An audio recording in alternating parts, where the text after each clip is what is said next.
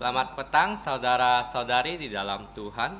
Sebelum kebaktian matahari terbenam ini kita mulai, untuk yang membawa handphone ataupun alat-alat yang bersuara silakan di silent ataupun dimatikan dahulu suaranya. Untuk anak-anak bisa duduk dengan tenang agar kita bisa fokus untuk berkebaktian. Terima kasih. Saudara-saudari, mari kita buka kebaktian ini dengan pujian nomor 1, Tuhan berada di bait sucinya.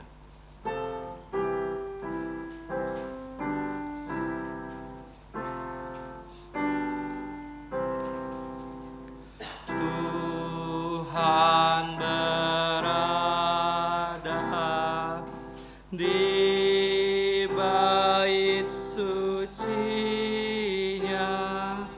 Semua orang di hadapan Tuhan sujudlah, berdiam diri, sembah sujud. Amin. Mari kita bersatu teduh. 2 Korintus pasal 13 ayat 11. Akhirnya saudara-saudaraku, bersukacitalah, usahakanlah dirimu supaya sempurna, terimalah segala nasihatku, sejantung sepikirlah kamu, dan hiduplah dalam damai sejahtera, maka Allah sumber kasih dan damai sejahtera akan menyertai kamu. Amin. Saudara-saudari, mari kita bangkit berdiri. Kita akan menyanyikan pujian nomor 27, Kasih Allah. Pujian nomor 27, Kasih Allah.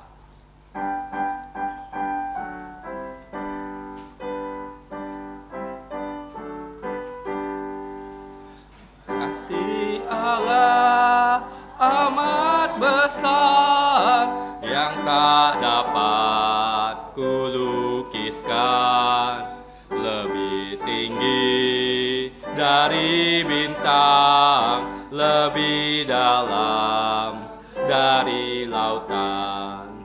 Meski Adam telah berdosa, Ia mengutus putranya, agar kita damai dengannya, dosa diampuninya. Kasih Allah tak terduga, tinggi, dalam, dan luas, tetap teguh tak berubah sampai selama-lamanya. Dalam dunia yang tak tetap, tata kuasa kan lenyaplah. Manusia menolak firman, berpaling pada berhala. Kasih Allah tak terduga dan teramat besar, menyatakan penebusan untuk orang berdosa. Kasih Allah tak terduga, tinggi, dalam, dan luas, tetap teguh tak berubah sampai selama-lamanya. Dengan langit sebagai kertas, batang pohon sebagai pena, air laut sebagai dawat, tiap orang penulisnya tak mungkin akan menuliskan kasih Allah yang besar. Langit dari timur ke barat tak akan memuat Kasih Allah tak terduga, tinggi, dalam, dan luas, tetap teguh, tak berubah, sampai selama-lamanya. Saudara-saudari, kita tetap berdiri, mari kita bersatu dalam doa. Allah Bapa kami di sorga, kami datang ke tahta-Mu yang kudus, sekaligus tahta anugerah pengampunan dosa melalui Putra Tunggal-Mu, Tuhan kami Yesus Kristus. Kami berterima kasih karena Engkau memberi kami kesempatan untuk berkebaktian pada hari ini. Kami mohon belas kasihan-Mu mengampuni dosa-dosa kami, sehingga kami dilayakkan datang ke hadirat-Mu yang kudus.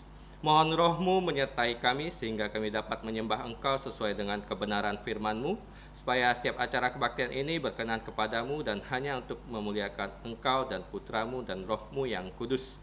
Dengarkanlah doa kami yang kami ucapkan dengan rasa terima kasih, hanya di dalam nama Tuhan Yesus yang telah mengajarkan kami doa Bapa kami. Bersama-sama mari kita berdoa. Bapa kami di surga, dikuduskanlah nama-Mu, datanglah kerajaan-Mu, dilaksanakanlah kehendak-Mu di bumi seperti di sorga. Berikanlah kami pada hari ini makanan harian kami, dan ampunilah kami akan kesalahan kami, seperti kami juga mengampuni orang yang bersalah pada kami. Dan janganlah membawa kami ke dalam pencobaan, tetapi lepaskanlah kami dari yang jahat, karena Engkaulah yang mempunyai kerajaan, kuasa, dan kemuliaan sampai selama-lamanya. Amin. Gloria Patria.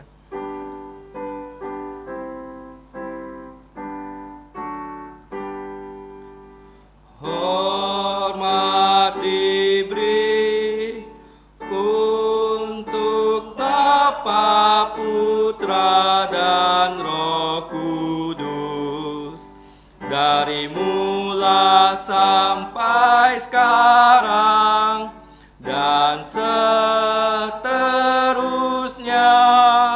termulia. Amin. Amin. Saudara-saudari, silakan duduk kembali.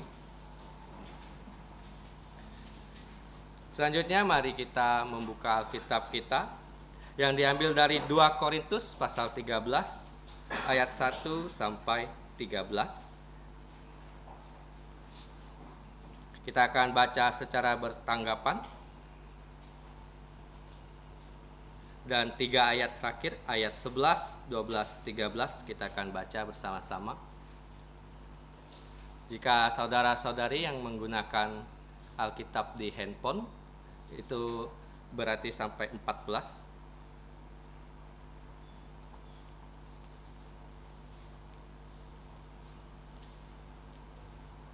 Dua Korintus pasal 13, begini bunyi firman Tuhan. Ini adalah untuk ketiga kalinya aku datang kepada kamu, baru dengan keterangan 2 atau 3 orang saksi suatu perkara sah.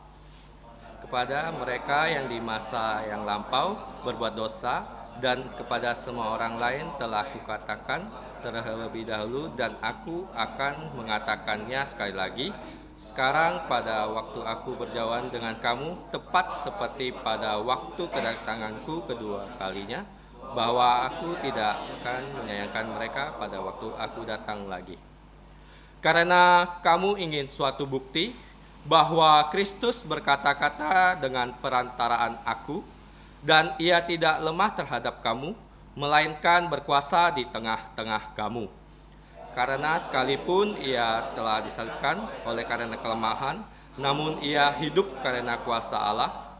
Memang kami adalah lemah di dalam Dia, tetapi kami akan hidup bersama-sama dengan Dia untuk kamu karena kuasa Allah. Ujilah dirimu sendiri, apakah kamu tetap tegak di dalam iman? Selidikilah dirimu, apakah kamu tidak yakin akan dirimu, bahwa Kristus Yesus ada di dalam diri kamu? Sebab jika tidak demikian, kamu tidak tahan uji. Tetapi aku harap bahwa kamu tahu bahwa bukan kami yang tidak tahan uji. Kami berdoa kepada Allah agar kamu jangan berbuat jahat, bukan supaya kami ternyata tahan uji, melainkan supaya kamu ini boleh berbuat apa yang baik, sekalipun kami sendiri tampaknya tidak tahan uji. Karena kami tidak dapat berbuat apa-apa melawan kebenaran, yang dapat kami perbuat ialah untuk kebenaran. Sebab kami bersuka cita apabila kami lemah dan kamu kuat, dan inilah yang kami doakan, yaitu supaya kamu menjadi sempurna. Itulah sebabnya sekali ini aku menulis kepada kamu ketika aku berjauhan dengan kamu, supaya bila aku berada di tengah-tengah kamu, aku tidak terpaksa bertindak keras menurut kuasa yang dianugerahkan Tuhan kepadaku untuk membangun dan bukan untuk meruntuhkan. Sama-sama. Akhirnya saudara-saudaraku, bersukacitalah, usahakanlah dirimu supaya sempurna, terimalah segala nasihatku, sejantung sepikirlah kamu, dan hiduplah dalam damai sejahtera, maka Allah sumber kasih dan damai sejahtera akan menyertai kamu. Berilah salam kepada yang lain dengan cium yang kudus. Salam dari semua orang kudus kepada kamu.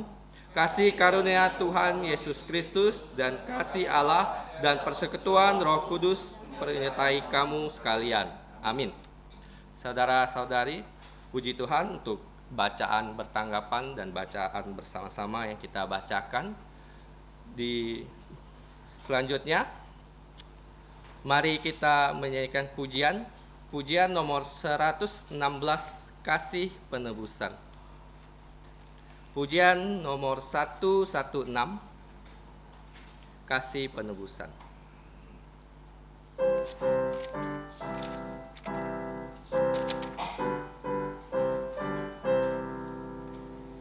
Dari sorga ke palungan, yang kaya jadi miskin, Sang Bayi Putra Allah Yesus Kristus, dahulu tinggal di sorga dan kini di palungan.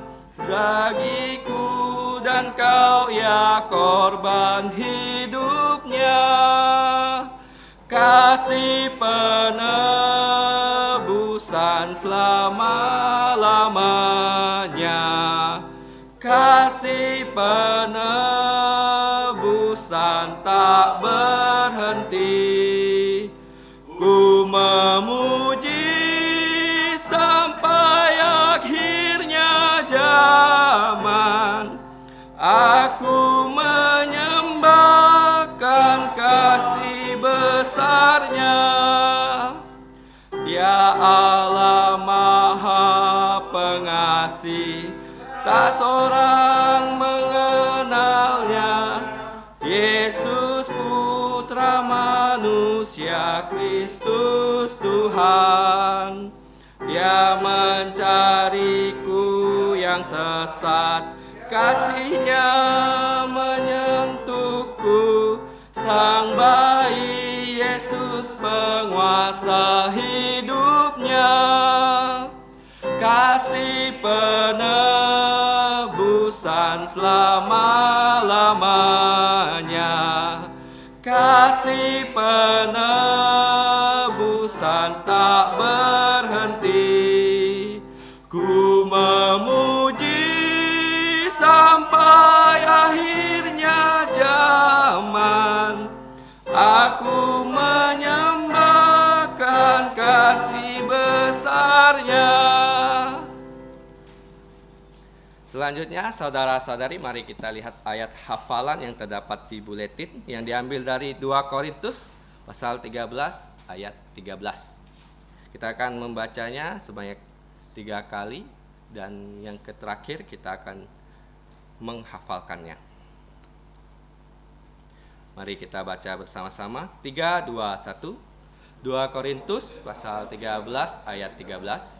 Kasih karunia Tuhan Yesus Kristus dan kasih Allah dan persekutuan Roh Kudus menyertai kamu sekalian. Amin. Sekali lagi, 3, 2, 1.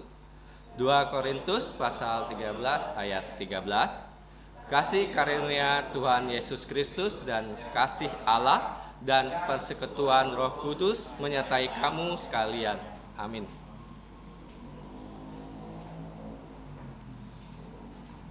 Sekali lagi, 3, 2, 1. 2 Korintus pasal 13 ayat 13. Kasih karunia Tuhan Yesus Kristus dan kasih Allah dan persekutuan Roh Kudus menyertai kamu sekalian. Amin. Saudara-saudari, saya tidak lelah mengingatkan kita semua untuk dapat menghafalkan ayat hafalan ini dan membawa pulang buletin untuk menghafalkannya di rumah. Selanjutnya, warta gereja. Untuk saudara-saudari yang minggu depan akan bertugas dapat melihat jadwalnya. Warta gereja yang pertama, perjamuan Tuhan akan diadakan minggu depan. Harap bisa mempersiapkan diri dan kita doakan. Selanjutnya, warta gereja yang kedua, pendaftaran untuk pembaptisan dewasa, anak, reafirmasi iman, dan penerimaan anggota baru bisa langsung sampaikan kepada pengurus gereja. PDA akan dilaksanakan di bulan Agustus. Yang ketiga, outing Persekutuan Remaja Pemuda akan dilaksanakan tanggal 25 Agustus tahun Tuhan 2026, hari Selasa di Saung Cungkat. Untuk info lebih lanjut akan disampaikan dari pengurus remaja pemuda. Mari kita datang ke persekutuan dan ajak saudara maupun teman kalian untuk ikut persekutuan. Yang keempat, saya tidak melihat ada saudara anaknya II Asien yang pertama kali datang. Mohon bantuan Diaken Jeffrey untuk foto pertama kali datang.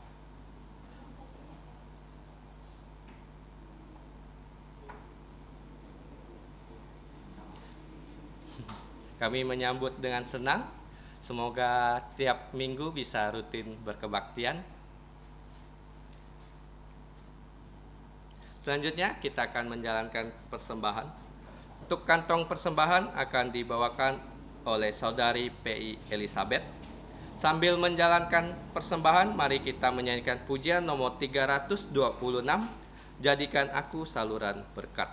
Pujian nomor 326, Jadikan Aku Saluran Berkat.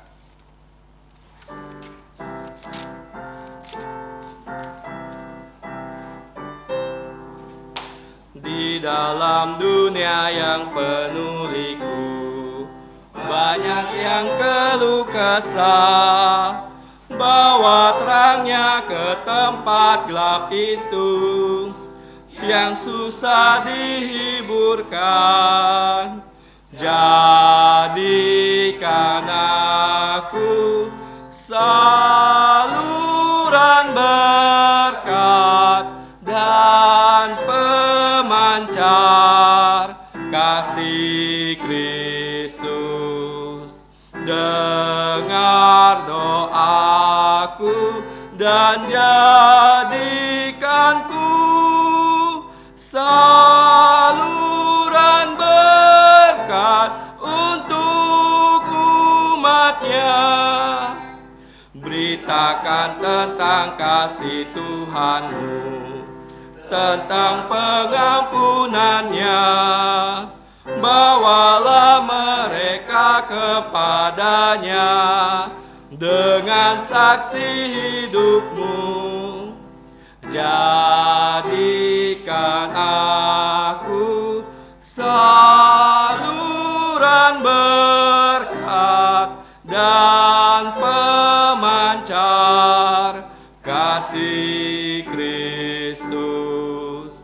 Dengar doaku dan jadikanku saluran berkat untuk umatnya. Saudara-saudari, mari kita bangkit berdiri dan menyanyikan pujian doksologi.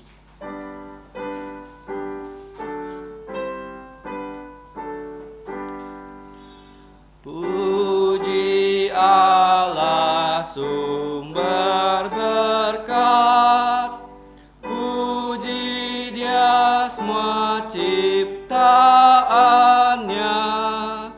puji Dia para malaikat, Bapa, Putra, dan Roh Kudus.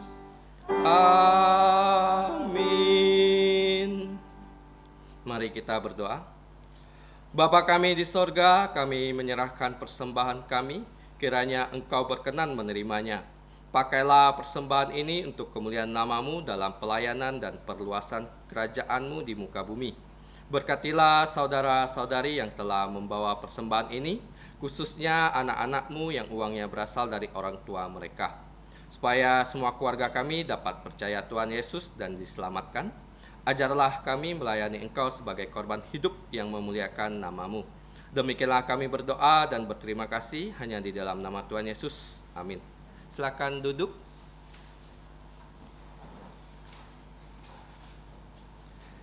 Selanjutnya kita akan mendengarkan firman Tuhan yang akan disampaikan oleh GS Pendeta Peter Yoksan dengan tema Paulus membenarkan kerasulannya yang terakhir ke-22 dengan judul Salam dan Berkat. Kepada hambanya kami persilahkan.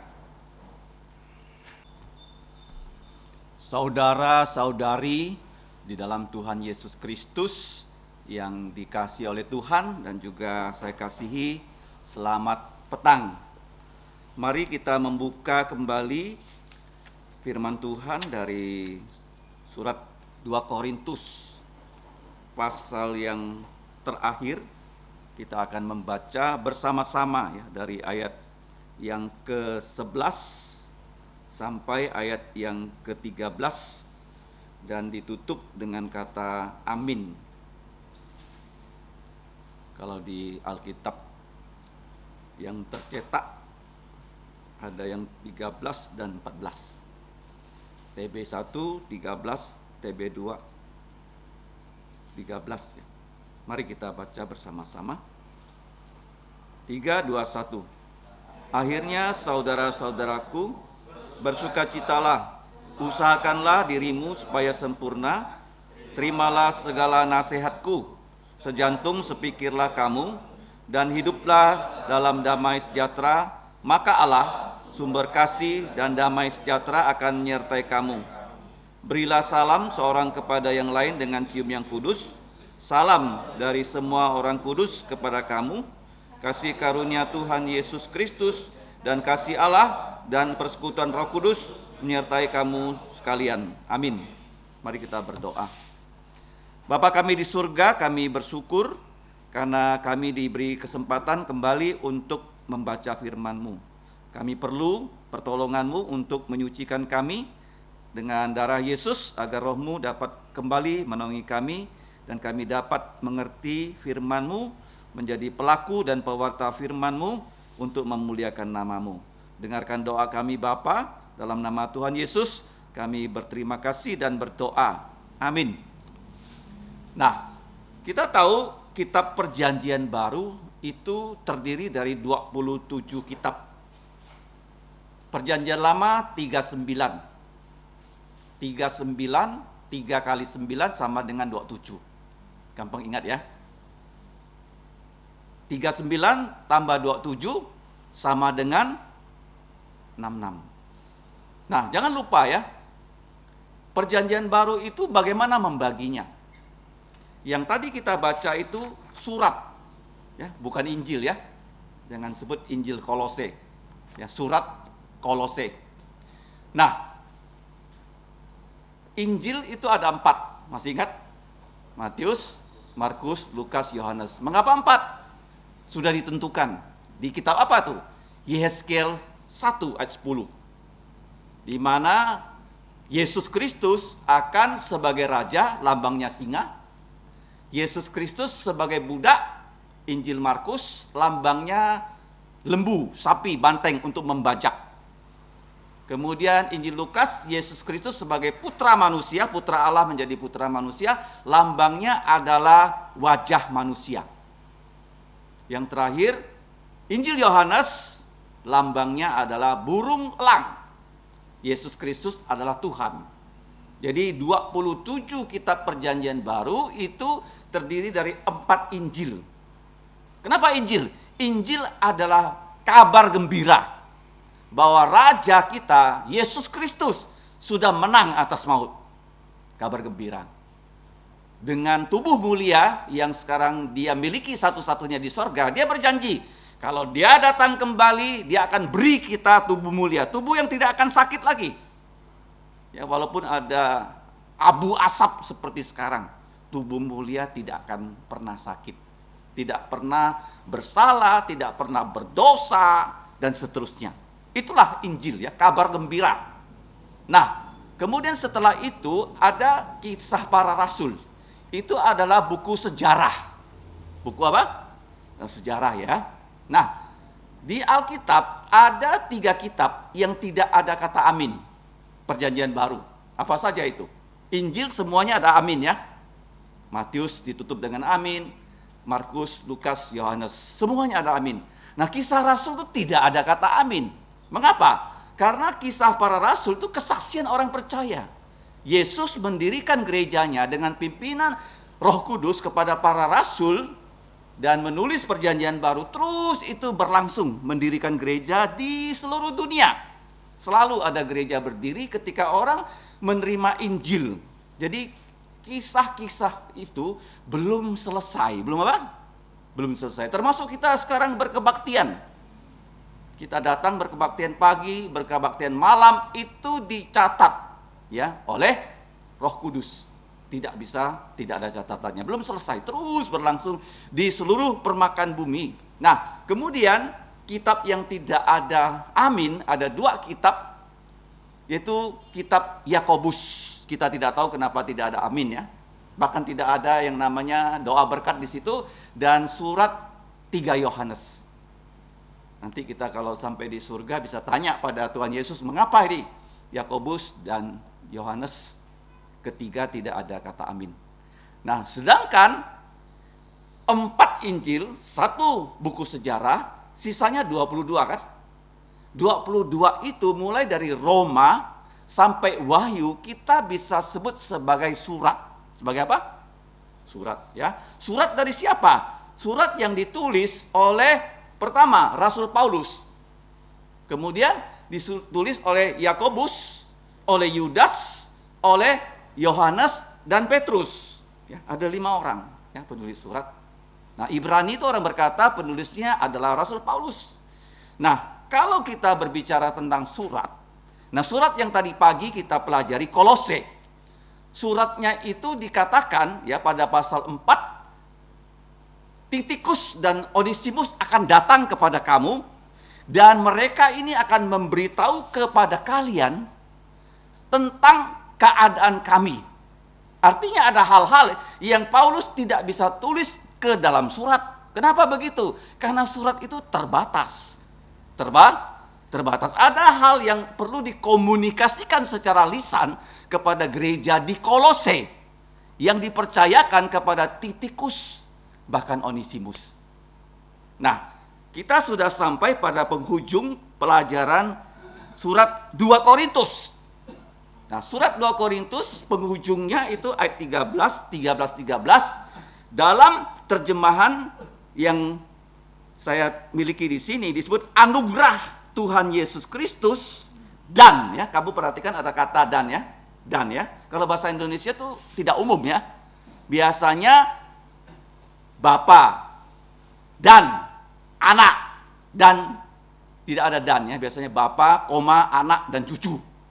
Kenapa di sini ada kata dan? Anugerah Tuhan Yesus Kristus disambung dengan dan kasih Allah dan persekutuan Roh Kudus menyertai kamu semua. Amin. Ya, pernah kita ingat, ya, itu disebut banyak kata sambung. Polisinteton. Banyak apa? Kata sambung. Ya, banyak kata sambung itu kalau dia menyambung ya, bukan kata kerja seperti ini ya, kata benda, ya, kasih, anugerah, persekutuan, itu artinya kalau diletakkan di belakang, itu sama bobotnya dengan diletakkan di depan. Kenapa begitu? Karena di sini kamu lihat ya, nama Tuhan Yesus Kristus disebut dulu. Disebut apa? Dulu. Ayat ini yang mengajarkan kita doktrin tentang Tritunggal. Tritunggal. Nah, kata Tritunggal itu sebenarnya tidak bisa kamu temui di Alkitab. Itu dibuat oleh teolog. Ya, kata Tritunggal. Nah, ajaran tentang Tritunggal, kapan itu pertama kita dapatkan? Bapa, Putra, Roh Kudus. Satu Allah, bukan tiga Allah. Tiga pribadi. Pribadinya Bapa, Putra, Roh Kudus. Bapa adalah Allah, Putra adalah Allah, Roh Kudus adalah Allah. Dan Bapa bukan Putra, Putra bukan Roh Kudus bukan Bapa. Gambar ini dibuat di abad keberapa? 4. Abad keberapa? 4. Tahunnya persisnya itu 323. Kurang lebih begitu ya. Pada saat konsili di kota Nisea. Di kota apa? Nisea. Jadi ajaran Tritunggal itu disebut ya di dalam dokumentasi gereja pada saat para pemimpin gereja bertemu di kota Nisea. Tetapi sesungguhnya ajaran Tritunggal Bapa dan Putra dan Roh Kudus itu sudah diajarkan di Perjanjian Baru secara nyata. Di Perjanjian Lama tidak terang benderang. Tidak apa? Terang benderang. Nah, di mana tuh ajaran itu bisa kamu dapatkan? Pertama-tama di saat Yesus memberikan amanat agung. Pergilah kamu semua, jadikanlah semua bangsa muridku.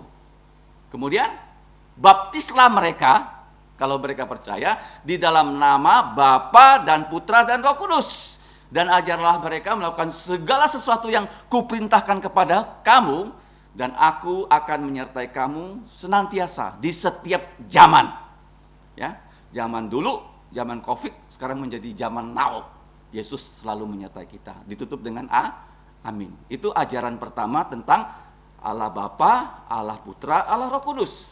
Nah, kita lihat ya, kalau tentang ajaran Tritunggal, selain yang di Injil Matius pasal terakhir, di pasal terakhir di surat 2 Korintus yang ditulis kira-kira tahun 55. Tahun berapa? 55 ya. Tadi rapat di Nisea itu abad 4. Ya, menghasilkan ini, gambar ini. Ya, karena hanya gambar ini yang bisa menjelaskan tentang Allah Tritunggal. Tidak bisa dijelaskan dengan yang namanya Allah itu seperti bapak saya. Di rumah dia ayah, kemudian di tempat kerja dia karyawan. Kalau dia bawa mobil, dia supir. Satu bapak, satu pribadi. Tidak bisa. Ya, ada orang mengatakan Allah Tritunggal seperti air. Seperti apa? Air. Ada bentuk padat, bentuk cair, bentuk gas.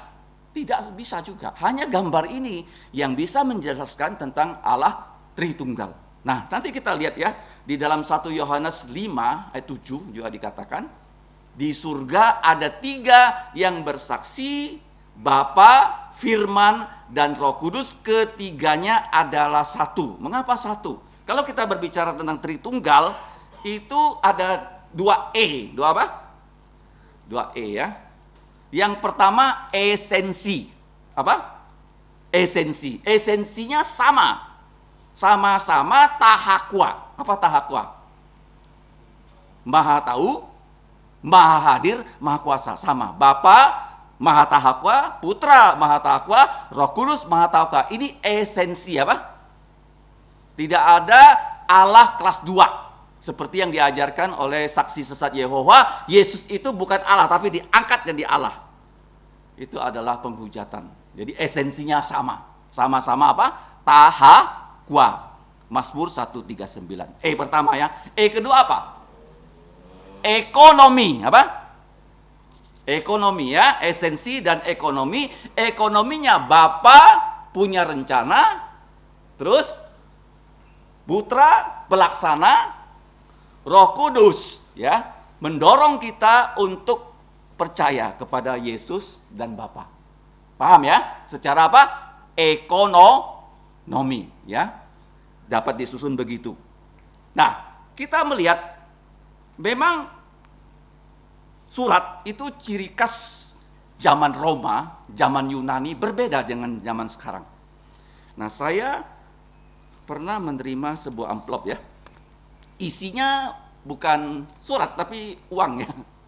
Uang untuk tiket ya, peserta camp tahun 24. Kepada nama saya dulu ditulis di sini ya. Pengirimnya bendahara ya dari Kalvari Pandan.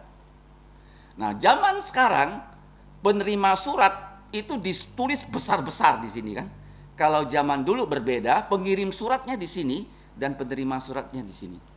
Jadi surat itu dibuka dengan siapa yang mengirim, kepada siapa, kemudian setelah itu disebutkan salam. Salam. Ya, seperti 2 Korintus itu Paulus yang menulis surat, tapi dia menyebut nama Timotius. Kenapa begitu? Karena Timotius juga ikut dengan Rasul Paulus saat mereka mengabarkan Injil di kota Korintus. Ya, Timotius bukan penulis, Roh Kudus hanya melalui Paulus menulis surat 2 Korintus. Nah, kita lihat di sini pembuka surat ya, dari siapa kepada siapa. Kemudian ada juga kalau kita lihat kembali 2 Korintus pasal 1, mari kita baca. Ada kesamaannya dengan penutup surat. Karena itulah tujuan dari surat ini dikirim. Nah, 2 Korintus 1 ayat 2. Mari kita baca ya. Saya bacakan dari TB2 ya. Anugerah dan damai dari Allah Bapa kita dan dari Tuhan Yesus Kristus menyertai kamu. Bunyinya sama kan? Dengan 13:13 kan yang tadi kita hafal. Kasih karunia Tuhan Yesus Kristus dan kasih Allah dan persekutuan Roh Kudus menyertai kamu semua. Amin. Nah, penutup surat ada 3 hal yang perlu kita ingat. Ya, penutup surat. 1 itu adalah salam. Ya, kalau kita lihat di Pertamina selalu ada sebut sapa apa? Sapa artinya panggil namanya. Sapa ya. Hai saudara-saudari, ya kan? Sapa kan? Yang kedua salam. Kedua apa? Salam itu seperti selamat siang. Apa itu salam? Salam itu sebenarnya kita saling menghormati. Seperti kalau kita masuk ke kantor, kita nggak boleh nyelonong dan duduk. Kita harus bilang, hai saudara-saudari, hai semuanya, selamat pagi, apa? Baru kita disebut orang yang punya sopan santun atau punya manner. Punya apa? Nah, ada cerita. Orang masuk ke kantor orang. Dia langsung bertanya, di mana si A, di mana si B? Dia nggak sapa orang. Kira-kira kalau orang di situ nggak gubris dia, boleh nggak? Boleh, karena dia kurang ajar. Ya, walaupun itu tempat kita, kalau kita masuk ada orang tuh sederajat dengan kita sapa dia. Ya, kita sapa dia, setelah itu kita salamnya bisa selamat siang dan selamat malam dan seterusnya. Itu umum. Nah, setelah ada salam, kita lihat di sini, salam yang di dalam Perjanjian Baru itu mengalami perkembangan. Perkembangan menuju arah yang lebih baik. Nah, di dalam zaman dulu, pertama kali surat yang ditulis itu surat yang namanya Yakobus. Nah, kalau kamu lihat salam di Yakobus, bersukacitalah.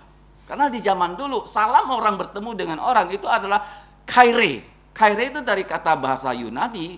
Bahasa Yunani itu kata kerjanya adalah Kairo. Kairo itu menjadi nama ibu kota Mesir. Apa artinya Kairo? Aku bersukacita. Ya, happy ya. Nah, tetapi oleh penulis ya Perjanjian Baru berdasarkan pimpinan Roh Kudus, salam itu diperbaharui sehingga lebih lengkap. Tidak lagi salamnya dalam bentuk ya selamat pagi, selamat petang, tetapi dalam bentuk anugerah, rahmat dan damai. Sebut ya. Anugerah, rahmat dan damai. Coba kamu buka dalam surat Paulus 2 Timotius pasal yang pertama, ayat 3. Kita baca sama-sama ya. Itu formula yang lengkap ya. 2 Timotius pasal 1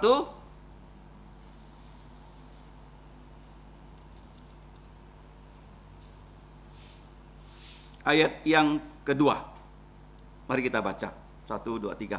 Kepada Timotius, putraku yang kekasih, kasih karunia, rahmat dan damai sejahtera dari Allah Bapa dan Kristus Yesus Tuhan kita menyertai engkau. Jadi anugerah, rahmat dan damai itu shalom. Salam asli orang Yahudi adalah shalom, tapi di Yunani-kan itu sama dengan kaire. Nah, kapan itu salam disampaikan? Apakah kita bertemu orang harus salam? Perlu nyapa enggak? Perlu ya? Nah, di mana tuh? Dalam kitab Lukas pasal 1, Maria berkunjung dari Nazaret ke Yudea. Jalan kaki itu berhari-hari. Sampai di rumahnya Zakaria, dia bertemu dengan yaitu saudaranya, keluarganya yang bernama Elisabet. Jadi waktu dia masuk di rumahnya Zakaria bertemu Elisabet, dia menyampaikan salam. Menyampaikan apa? Kaire. Ya, kaire. Kalau Yahudi itu salam. Ya, tapi kita tidak langsung shalom. Kenapa? Nanti saya akan jelaskan. Karena dilengkapi sekarang dengan anugerah, kasih karunia dan rahmat. Kalau kasih karunia dan rahmat tidak kita terima, maka tidak ada yang namanya shalom. Nah, kapan lagi salam itu harus disampaikan? Kamu baca tadi Lukas 1 kan? Sekarang Lukas 10. Lukas berapa? 10. Yesus mengatakan pada muridnya, kamu pergi ke rumah-rumah yang akan aku utus. Sampaikan salam. Nah, salamnya apa? Anugerah, rahmat, damai. Kalau salam kamu diterima, maka tinggallah di rumah itu. Artinya shalom itu dari Allah turun kepada keluarga yang menerima salam. Nah, kalau kita lihat di sini, yang pertama-tama, ya, sapa, salam. Sekarang yang kita pelajari itu doa berkat, benediksi. Dari salam menjadi doa berkat. Paham ya? Doa berkat ini, kalimat ini hanya boleh diucapkan tanpa ada Bapa kami di surga kami mohon. Oleh siapa? Di gereja.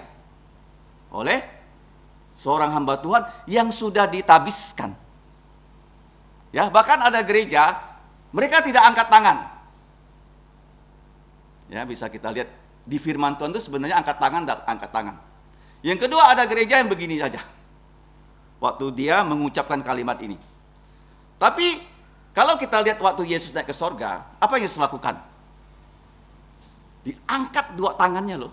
Artinya dari atas diturunkan pada kita. Artinya kasih karunia. Kalau kamu baca anugerah, kamu baca kasih karunia, karunia anugerah itu adalah dari yang tinggi kepada yang rendah.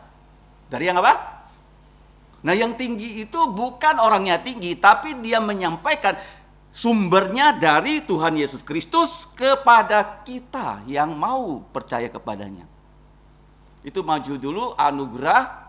Nah, kalau kebaca di dalam Kamus Bahasa Indonesia, anugerah itu diberikan oleh negara ya kepada orang yang layak menerimanya. Seperti di Indonesia ada Bintang Mahaputra, ya kan? Diberikan sebagai anugerah. Oke. Nah, kalau kita lihat di sini, anugerah di sini ada hubungannya dengan yang namanya hadiah walau kamu tidak layak. Hadiah kamu tidak layak. Artinya begini, kita tidak layak untuk masuk ke surga. Kita tidak layak pada hari ini berkebaktian di hadapan Allah Bapa Putra Roh Kudus. Tapi kita dilayakkan, itu namanya anugerah. Yesus memberikan kita anugerah yang namanya keselamatan. Tapi anugerah ini dilengkapi juga dengan yang namanya rahmat. Ya, anugerah itu karis. Ya, dari kaire menjadi karis. Kemudian rahmat itu, kalau kita lihat itu eleos, bahasa Yunaninya, bahasa Ibraninya itu hesed. Hesed itu artinya kita sebenarnya pantas dilempar ke neraka, Tetapi Allah tidak melemparkan kita ke neraka, tapi Dia menghukum semua dosa kita di atas salibnya Yesus. Sehingga semua hukuman dosa yang harus kita tanggung, ditanggungkan pada Tuhan Yesus. Tuhan Yesus tidak ada dosa, tapi Dia rela menanggung dosa-dosa kita dengan darahnya. Semua dosa kita itu dihapus. Itu namanya rahmat atau pengampunan. Makanya di negara ada disebut dengan grasi. Ya, orang yang dihukum, dia mengaku dia bersalah, dia minta ampun kepada presiden tentang grasi, dan presiden mengampuni sehingga dia tidak menjalani hukuman. Ya, jadi kata grace, grasi ada hubungannya dengan rahmat. Nah, jadi anugerah itu kenapa maju dulu di sini dari Tuhan Yesus Kristus, karena di sini ya, doa berkatnya harus didahului dengan Injil. Kita harus kabarkan Injil ya kepada semua orang sebelum ya kita yakin di rumah itu ada shalom. Injil harus masuk dulu. Apa tuh Injil? Masih ingat kan? Jangan bosan ya. Yang pertama apa? Kristus sudah mati untuk dosa-dosa kita sesuai dengan kitab suci. Itu yang pertama. Dia tidak ada dosa, tapi demi dosa kita dia mati untuk kita. Itu yang pertama. Yang kedua, sebagai bukti dia mati, dia dikuburkan ya oleh dua orang yang bernama siapa? Yusuf dan Nikodemus, dengan izin Pilatus dengan saksi kepala pasukan yang mengatakan Yesus sudah betul-betul mati karena ditombak, dan yang keluar adalah darah dan air dan kepalanya sudah tertunduk. Yang ketiga, Kristus bangkit pada hari ketiga di hari Minggu sesuai kitab suci. Sebagai bukti dia bangkit pada hari Minggu, makanya sekarang setiap hari Minggu di seluruh dunia Tuhan sengaja buat menjadi hari libur. Hari apa? Libur ya. Minggu itu artinya Domingo, harinya Tuhan Yesus. Tahun itu tahun Tuhan Yesus 2026, dan sebagai bukti dia bangkit selama 40 hari dia menampakkan diri kepada semua muridnya tanpa terkecuali. Semua orang percaya melihat Yesus yang bangkit 10 kali. 10. Ada yang seorang diri, Maria Magdalena, ada yang seorang diri, Petrus, ada yang berkelompok, ada yang sampai 500 orang, 1000 mata. Waktu dia memberikan amanat agung, Matius 28, ayat 18 sampai 20. Jadi itu harus selalu kita kabarkan. Jadi kalau itu dikabarkan, semuanya disampaikan, dan orang-orang yang sudah dipilih akan didorong oleh Roh Kudus untuk percaya. Ya, jadi kalau kita bisa percaya Yesus pada saat ini, bukan kita yang memilih Yesus, tapi Yesus yang memilih kita. Makanya disebut anugerah, ya, kasih karunia dari atas diturunkan, kita mau menerimanya. Kalau kita mau menerimanya, kita mendapatkannya. Makanya namanya terima kasih. Allah kasih, kita terima. Ya, kita terima, kita kasih orang. Jadi begitu ya. Harus diterima dan dikasih pada orang. Jadi yang pertama kita lihat salamnya itu, kenapa nama Tuhan Yesus dulu, itu artinya keselamatan mendahului segala-galanya. Yang kedua kita tahu, anugerah bukan hanya keselamatan, tapi anugerah yang kita ingat adalah talenta melayani. Talenta apa? Kalau hanya sekedar selamat, kita bisa langsung diangkat ke surga, nggak usah lagi susah-susah di bumi. Tapi Allah masih ingin kita bekerja untuk Dia di muka bumi ini. Dengan talenta apa masih ingat? 12 masih ada, 3 sudah ditarik. Cara mengingatnya, kelansam, khotbah, layan, diakennya, ajar, nasihat, sumbang, atur, murah lubuk jantung. Itu di Roma 12. 1 Korintus 12 ada 5 kan? Yang pertama apa? Terjemahkan Alkitab dari bahasa asli ke bahasa tujuan. Setelah itu kita punya apa? HTI, hikmat, pengetahuan, dan iman untuk membedakan roh-roh yang ada di muka bumi ini. Sekarang banyak roh-roh yang tidak benar ya, yang menyusup ke dalam gereja, dan banyak orang berkhotbah. Ya, lebih banyak ya yang tidak sesuai firman Tuhan daripada sesuai firman Tuhan. Nah, yang 3 sudah ditarik, apa itu? Berbicara, tanpa perlu belajar bahasa asing sudah tidak ada lagi, sudah ditarik ya, karena Injil sudah sampai ke ujung bumi, nggak perlu lagi bukti pada orang Yahudi. Yang kedua yaitu menyembuhkan orang sakit sudah ditarik juga. Kemudian kuasa melakukan mujizat juga sudah ditarik. 3. Yang ada masih ada 12. Jadi kalau kita berbicara tentang anugerah Tuhan Yesus Kristus, kita ada nggak di sini? Ini bukan sekedar pengajaran, ini adalah kenyataan bahwa kalau kita lakukan pengabaran Injil, maka ada orang yang akan percaya. Yang kedua, kalau orang sudah percaya, Yesus mengatakan baptis dan ajar mereka firman Tuhan. Makanya gereja itu harus ada sekolah Alkitab. Kalau gereja tidak lagi mengirim orang ke sekolah Alkitab, gereja itu akan mati. Akan apa? Mati. Makanya selalu saya serukan anak-anak muda, kalau Tuhan memanggil kamu, jawablah, saya mau engkau didik Tuhan menjadi hambamu, budakmu seumur hidup. Itu anugerah ya, yaitu memberitakan Injil, percaya Yesus, dan mengabarkan Injil dan firman Tuhan sesuai dengan talenta kita. Itu yang pertama. Kemudian kamu lihat di sini, dan ya, yang kedua tadi karis, ya sekarang itu kasih Allah. Ya, di sini kasih Allah Bapa. Nah, kata kasih itu bahasa aslinya itu agape. Ya, karena di Alkitab itu ada 4 macam kata kasih.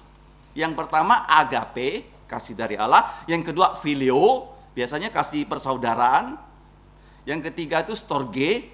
Yang keempat itu eros. Ya, eros itu memang tidak dipakai, tapi ada satu nama orang yaitu Erastus. Erastus itu bahasa yang sama dengan eros. Jadi kasih di Alkitab itu ada 3, yaitu agape, phileo, dan storge. Nah, kasih agape itu kasih Allah yang disebut satu, tidak ada syaratnya. Ya, bukan kasih karena. Kasih manusia adalah kasih karena kamu baik maka aku mengasihi kamu. Kalau kasih Allah tanpa syarat, kasih walaupun. Kasih apa? Walaupun kamu rusak, walaupun kamu jahat, Allah tetap mengasihi semua manusia tanpa terkecuali loh. Itu yang pertama ya. Buktinya apa? Dia mengasihi semua manusia.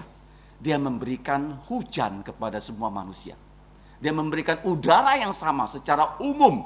Tetapi dia punya kasih khusus kepada orang yang sudah dipilihnya sebelum dunia dijadikan untuk mendengarkan Injil. Makanya penting loh, kita memberitakan Injil, kita melaksanakan rencana Allah yang paling awal supaya orang yang sudah dipilih bisa mendengarkan 4 poin Injil tadi. Nah, tidak bosan-bosannya Paulus pergi kemana-mana dengan banyak timnya dia terus mengabarkan Injil. Itulah Paulus ya. Jadi kasih Allah dilukiskan dengan jelas ya di dalam 1 Korintus 13. 1 Korintus 13. Apa penjabarannya? Masih ingat tak? Kasih yang tidak ada syarat, kasih yang rela berkorban, kasih yang paling kaya. Karena ada 15 item. Berapa? Nah, 15 item. Apa itu? Yang diperintahkan ada 7. A, B, C. Apa A, B, C? A, amat sabar. Amat apa? Sabar. Kenapa amat sabar? Maju dulu. Karena kita selalu berdosa. Sebelum kita percaya Yesus, tiap hari berdosa. Dan Allah itu sabar. Begitu orang berdosa, bisa dia cabut nyawanya. Seperti Ananias Safira. Tapi dia tidak melakukannya untuk kita. Dia panjang sabar, dia amat sabar. Itu unsur pertama dari kasih. Kalau dia tidak amat sabar, tidak ada manusia di dunia ini. Yang kedua apa? Baik apa? Segala kebaikan asalnya dari Tuhan. Bahkan kalau kamu percaya Yesus, segala sesuatu yang terjadi untuk mendatangkan kebaikan loh. Nggak ada ceritanya sial. Paham ya? Orang yang percaya Yesus selalu semuanya baik. Semuanya apa? Baik. Yang ketiga C, apa C? Cinta kebenaran. Cinta kebenaran. Jadi cinta kebenaran gampang. Kalau diberi ayat hafalan, kamu hafalkan nggak? Kalau berkhotbah, kamu dengar nggak sungguh-sungguh? Ya, cinta. Kalau dunia cinta apa? Cinta hikmat, filosofi. Kita tidak, kita cinta kebenaran. Kemudian ada 4T. Tutup segala sesuatu. Artinya begini, kita bisa menutupi kesalahan kalau orang itu bertobat, cara Yesus hapus semua pelanggaran kita. Itu kelebihannya kasih Allah, bisa menutupi segala dosa kita. Kalau kita mengaku dosa, darah Yesus hapus semua dosa dan tidak akan disebut lagi oleh Tuhan di surga. Ngerti gak? Tutup ya. Kasih Allah menutup segala dosa dengan darah Yesus. Kemudian apa? Terima semua firman-Nya. Terima apa? Karena dia kasih firman, kamu nggak terima, berarti kamu tidak mengasihi Tuhan. Yang ketiga, tunggu pertolongannya. Tunggu ya. Yang terakhir, tahan, menderita, hupomone, untuk namanya Yesus. Jadi ada 7 ya. Kalau nggak dihafal, kita nggak bisa jalankan kasih. Kalau ditanya apa tuh kasih? Ada 8 apa tuh? Masih ingat 8 jangan? A, jangan angkuh, jangan bohong. Ya kadang-kadang orang ya suka bohong ya, umurnya berapa, dibilang umurnya tidak segitu ya. Orang tidak pandai, dia bilang pandai. Orang nggak kaya, dia bilang dirinya kaya. Jangan angkuh, jangan bohong. C, jangan cepat marah. D, jangan dendam. E, jangan egois. G, jangan gagal sopan. Jangan apa? Masuk ke rumah orang, nyolonong, nggak nyapa, nggak kasih salam. Lama-lama bisa dipangkong oleh orang. Dia keluarkan anjing, kamu bisa digigit anjing. Oke, G ya, jangan gagal sopan. H, jangan happy atas ketidakadilan. Ya, di Indonesia ini sekarang banyak ketidakadilan kan? Contoh yang terakhir apa? Nyimpan uang 500 miliar, ditahan, tidak diborgol, tidak dipakaikan apa? Baju tahanan. Adil nggak? Jangan happy. Ya, siapa yang happy atas ketidakadilan, maka Tuhan akan menghakimi, menghukum mereka. Itu Kejaksaan Agung. Tunggu tanggal mainnya. Terus, iya Pak, jangan iri. Itu adalah kasih Allah. Tadi yang dinyanyikan kan, kasih pengorbanan, memberikan yang terbaik Yesus Kristus kepada kita. Jadi diletakkan dengan dan ya. Kasih karunia Tuhan Yesus Kristus, dari Tuhan Yesus Kristus kepada kita, dan kasih dari Allah Bapa. Kemudian yang terakhir, dan persekutuan dari Allah Roh Kudus. Nah sekarang kalau kita lihat ya, persekutuan itu artinya kita sudah percaya, kita disatukan dengan Allah. Allah yang 3 pribadi sudah bersatu, kita semua disatukan dengan Allah Tritunggal. Artinya kita menjadi tubuhnya Yesus di dunia ini. Makanya ketika Paulus ya, yang bernama Saulus menganiaya orang percaya, Yesus berkata, "Hai Saulus, Saulus, mengapa engkau menganiaya aku?" Jadi kita lihat ya, ketika kita percaya, kita bukan lagi ya terpecah-pecah. Karena gereja Korintus ini gereja yang terpecah-pecah. Ada yang mengatakan saya kelompoknya Petrus. Ada mengatakan aku kelompoknya Apolos. Aku kelompoknya Paulus. Bahkan aku kelompoknya Tuhan Yesus Kristus. Mereka terpecah-pecah. Tapi dikatakan Alkitab, kita dalam Kristus satu tubuh. Satu apa? Apa artinya satu tubuh? Kita punya fungsi masing-masing. Ada yang jadi tangan, ada yang jadi kaki. Kemudian kita satu roh. Ya, satu Bapa, satu iman, satu baptisan, satu panggilan. Satu apa? Panggilan. Ya, tadi dikatakan satu jantung, satu pikiran, baru kita bisa punya damai. Jadi persekutuan Roh Kudus itu kata yang penting, ya, yang sering saya sebutkan di gereja ada 3 pelayanan dengan akhiran A. A pertama, marturia, martir, bersaksi. Bersaksi ya. Jadi kamu jangan malu ya, memberikan minimal nih Injil Tuhan Yesus kepada orang yang tidak percaya. Jangan apa? Malu. Yang kedua apa? Di sini koinonia, bersekutu di dalam Roh Kudus. Yang ketiga, diakonia. Diakonia itu melayani orang yang lemah. Contohnya di gereja mula-mula ada janda-janda yang tidak punya makanan. Jadi orang yang kaya menjual tanahnya dan menaruhkan uang hasil penjualan semuanya ke kakinya Rasul, dan diaken itu ditunjuk untuk membeli makanan, memberikan makanan kepada para janda yang tidak punya makan. Itu diakonia, diaken, ya, pelayanan diaken. Kalau kita lihat koinonia, persekutuan, tidak lepas dari peran Allah Roh Kudus. Ya, saya sudah bagikan juga ya untuk mengingat apa peran Roh Kudus. Kapan kamu punya Roh Kudus? Sejak percaya ya.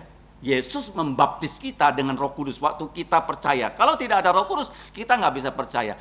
Yang kedua, Yesus ya mengisi kita dengan Roh Kudus. Itu terjadi berulang-ulang kali. Ketika kamu melakukan segala sesuatu untuk ya memuliakan Tuhan, kamu makan, kamu minum, ya, kamu sekolah, kamu naik motor, itu demi memuliakan Yesus, itu kamu perlu dipenuhi oleh Roh Kudus. Apa itu dipenuhi Roh Kudus? Selalu berbuat sesuai dengan iman, sesuai dengan firman Tuhan. Jadi nggak mungkin orang mengatakan dia penuh dengan Roh Kudus tapi tidak tahu firman Tuhan. Makanya gereja selalu menganjurkan baca Alkitab setiap hari. Baca apa? Ya, karena inilah suara Allah lewat Roh Kudus kepada kita. Nah, kalau kita lihat ya, ada 12 kan peran Roh Kudus yang sudah saya bagikan. Kemudian Roh Kudus kan ada simbolnya, ada 7 simbol, masih ingat? Hari Pentakosta yang lalu sudah saya siarkan di gereja. 4M apa? M pertama apa? Roh Kudus simbolnya burung merpati. Waktu Yesus dibaptis, Bapa bersuara, inilah putraku yang kukasihi, kepadanya ia berkenan, dengarkanlah dia. Kemudian langit terbuka, turun Allah Roh Kudus dalam bentuk burung merpati. Kenapa burung merpati? Burung yang suci, burung yang setia, burung yang tidak menyombongkan diri. Kalau zaman sekarang orang berdoa, Roh Kudus ya, turunlah. Dia sudah turun. Dia sudah datang di tengah-tengah kita. Mau nggak kita taat padanya? Itu saja kuncinya. Roh Kudus sudah diutus, tapi kita mau nggak? Satu-satunya kunci untuk dipakai oleh Allah dengan kuasa Roh Kudus, kita harus hidup suci, hidupku kudus. Jadi Roh Kudus simbolnya burung merpati. Yang kedua, minyak. Kenapa minyak? Lambang sukacita. Lambang apa? Pengurapan raja, pengurapan nabi, pengurapan imam ya, kita juga perlu diurapi oleh arah Roh Kudus supaya kita sukacita dalam melayani. Ya, melayani jangan bersungut-sungut. Yang ketiga, apa? Materai. Nanti akan kita nyanyikan kan? Sebagai bukti kita sudah milik Allah, kita ada cap Roh Kudus. Kemudian 3A. Simbol Roh Kudus adalah angin. Jadi waktu mereka berada di ruang atas, angin bertiup dengan kencang, terdengar bunyinya, terasa angin, dan juga bentuknya api. Api. Kenapa api? Membakar kita supaya kita bersih, ya, seperti emas, perak dibakar 7 kali supaya murni. Api juga memberikan kita apa? Semangat. Memberikan kita semangat. Dalam melayani Tuhan harus bersemangat. Kemudian yang terakhir, air. Kenapa air? Simbol membasuh kita bersih dengan firman Tuhan dan sebagai air kehidupan. Ya, sudah ada 6 ya simbol ya, dengan huruf M, dengan huruf A. Nah, kemudian kalau kita lihat ya, ada 12 peran Roh Kudus. A yang pertama apa? Asuransi absolut bahwa Bapa pasti mengirim Roh Kudus melalui Yesus. Lewat peristiwa Pentakosta, hari ke-50, Yesus sengaja naik ke surga pada hari ke-40 setelah Paskah, 10 hari mereka berdoa, hari ke-50, hari panen, Roh Kudus turun. kepada semua orang yang ada di ruang atas sehingga mereka mengabarkan Injil, dan ada 3.000 orang bertobat dan dibaptis. A, ya. Asuransi absolut dipenuhi. B, Roh Kudus itu turun membalikkan kutuk menjadi berkat. Kutuk apa? Apa kutuknya? Bahasa, ya. Babel, tapi sekarang semua orang percaya di situ bisa berbahasa asing, bahkan dikatakan 15 daerah orang Yahudi yang datang semuanya mengerti bahasa Arab, bahasa Mesir, ya, bahasa Yunani, semuanya mendengar tanpa perlu penerjemah, memberitakan Injil. C, apa C? Roh Kudus curahkan talenta, ya, seperti yang tadi saya katakan ada 12 kan? Talenta itu berat sekali loh, berapa kilo, masih ingat nggak? Masing-masing pasti punya satu. Tidak ada yang borong semuanya, maka kita harus bekerja sama. Apa berat talenta?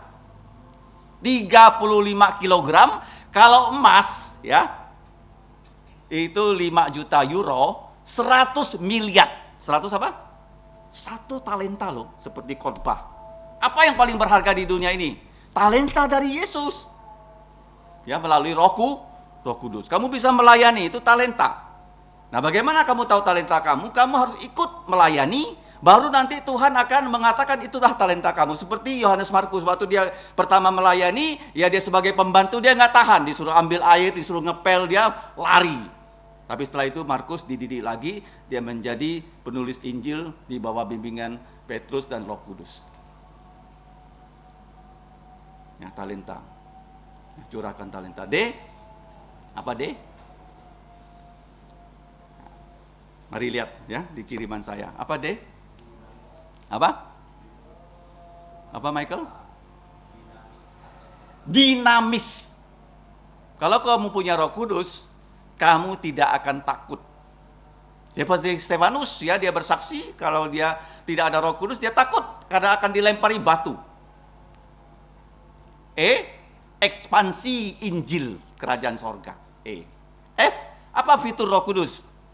Dia penolong dan pembela. F, ya. G, apa? Roh Kudus itu menggabungkan kita loh. Kita punya masing-masing talenta, kita digabungkan. Ya, seperti saya sering katakan ya, bahwa mesin pembangkit listrik itu tidak hanya 1 biji, tapi banyak biji ya. Tapi arusnya disinkronisasi oleh satu panel, baru dialirkan keluar arusnya. Ada banyak mesin. Ada banyak apa? Mesin. Gabungkan. G, H, hadiahkan buah pertobatan dan buah Roh Kudus, Galatia 5:22. H, ya.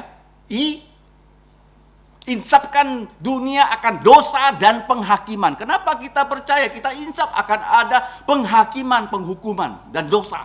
Itu pekerjaan Roh Kudus. Kalau nggak ada Roh Kudus bekerja, kita nggak bisa insap. Kita terus berbuat dosa, tidak bisa sadar-sadar. J, jadikan semua saksi. Jadikan semua saksi Yerusalem, Yudea, seluruh Samaria sampai ujung bumi. J. K. Apakah? Kawal kita, nanti kita nyanyikan, sampai kita bertemu dengan Bapa, tidak ada yang bisa mengambil keselamatan kita dari tangannya Bapa yang Maha Kuasa. Sekali percaya, selamanya percaya. Kenapa ada orang binasa? Karena tidak sungguh-sungguh percaya Yesus. Seperti siapa? Yudas Iskariot. L, apa L? Langgengkan. Ya. Kita, supaya kita betul-betul ya selamat selamanya, kawal kita sungguh-sungguh mengenal kebenaran firman Tuhan. Jadi dengan demikian kita bisa ingat ya bahwa ini untuk semua. Ya, kamu lihat Paulus mengatakan, anugerah Tuhan Yesus Kristus dan kasih Allah dan persekutuan Roh Kudus menyertai kamu semua. Artinya di gereja Korintus yang berpihak pada Paulus, yang tidak berpihak, yang belum berpihak, semuanya mendapatkan doa berkat yang sama. Dia berharap ya semua mereka yang belum sungguh-sungguh bertobat bisa bertobat. Jadi di dalam penutup surat ya ada sapa, ya dia sapa saudara-saudara, ada salam, ada doa berkat, yang terakhir yang tidak kita bicarakan malam ini ada doksologi. Ya, doksologi itu penutup dari surat Yudas. Surat apa? Yudas. Dan untuk Dia yang berkuasa menjaga kamu supaya jangan tersandung dan seterusnya. Itu doa pujian doksologi. Jadi penutup surat ada berapa elemen? Sapa, salam, doa berkat, dan doksologi ditutup dengan kata amin. Apa itu amin? Aku percaya. Amin itu semua bahasa sama. Chinese-nya amin, Inggrisnya amin, Yunaninya amin, Ibraninya juga apa? Amin. Mengaminkan firman Tuhan. Saya percaya. Tolonglah aku kalau masih belum sungguh-sungguh percaya. Jadi salamnya sapa salam, kemudian doa berkat dan doksologi. Yang kita pelajari malam ini adalah doa berkat, anugerah yang berasal dari Tuhan Yesus Kristus, keselamatan dan pelayanan, talenta, dan kasih Allah, dan persekutuan Roh Kudus menyertai kamu semua, ya, di gereja Korintus. Dan kita semua, amin. Dia percaya itu akan terjadi. Jadi kalau kita salam, kadang-kadang kita bilang apa? Goodbye. Apa? Goodbye. Goodbye itu bisa orang tidak ketemu lagi loh. Tapi kalau kita goodbye, kita percaya Yesus, kita akan bertemu. Saya pernah goodbye sama orang, nggak ketemu lagi. Saya nggak tahu dia percaya Yesus nggak. Saya pernah bersaksi, ya ada seorang yang bernama Afu. Dia bagus sekali. Kalau saya datang memperbaiki mobil, termasuk jendela yang nggak bisa buka tutup, dia buat dengan bagus. Tetapi satu saat saya datang lagi, saya cari dia. Rekan-rekannya bilang, Afu sudah ditabrak truk, meninggal di Ambawang. Memang saya pernah kasih dia Injil Tuhan Yesus, tapi saya nggak tahu dia percaya Yesus atau tidak. Tapi kalau kita goodbye, kamu sudah percaya Yesus, memang mungkin tidak bertemu lagi seperti Paulus dengan orang gereja Efesus. Tapi bertemunya di mana? Di surga. Goodbye and see you again. Kalau kamu percaya Yesus. Ya, kalau kamu punya kawan, punya keluarga, doakan mereka betul-betul percaya Yesus. Walaupun sekarang kita goodbye, tapi akan see you again. See you again. Mari kita berdoa. Bapa, kami sungguh bersyukur karena Engkau selalu memberikan kami kesempatan untuk merenungkan firman-Mu. Walaupun kami terbakas, tetapi Roh-Mu dapat mengajar kami untuk memahami kebenaran firman-Mu. Tolonglah Bapa hidup kami, agar kami bukan hanya belajar, tapi kami menjadi pelaku firman yang memuliakan nama-Mu. Kami sadar dalam hidup kami banyak kelemahan dan kesalahan. Mohon ampun atas dosa kami. Basuh, cuci bersih dengan darah Yesus, sehingga Roh-Mu yang kudus dapat memakai kami untuk kesempatan berikutnya untuk memuliakan nama-Mu. Demikianlah doa kami, dengarkan doa kami. Dalam nama Tuhan Yesus kami bersyukur dan berdoa. Amin. Kita berdiri, kita menyanyi pujian 428, ya, Soli Deo Gloria. Kalau notnya itu nomor 11, tapi kata-katanya di 428. Bapa, Putra, dan Roh Kudus. Soli Deo Gloria. 4. Bapa telah memilih kita sebelum dasar dunia, diangkat jadi anaknya yang dikuduskannya. Pujilah Bapa, mulia namanya, anugerahnya yang melimpah. Puji namanya, tiru sifatnya, mari beritakan karyanya. Darah Yesus tebus kita dari segala dosa. Yesus berikan pada kita hikmat dan niatnya. Pujilah Yesus, mulia namanya, Dialah Raja segala raja. Puji namanya, tiru sifatnya, mari beritakan karyanya. materai kita sebagai milik Allah. Injilnya telah ku terima, antarku ke sorga. Pujilah Dia, Allah Roh Kudus, penjamin kita selamanya. Puji namanya, tiru sifatnya, mari beritakan karyanya. Mari kita bersatu, kembali kita menerima berkat dari Tuhan kita. Kiranya anugerah dari Tuhan Yesus Kristus dan kasih Allah dan persekutuan Roh Kudus menyertai saudara semua. Amin. Amin.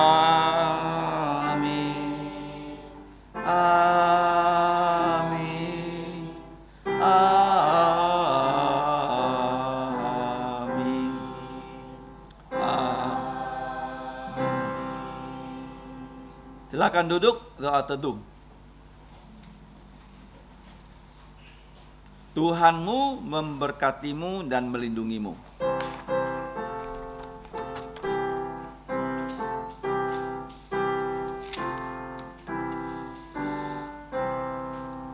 Tuhan memberkatimu. Tuhan melindungi, menyinari.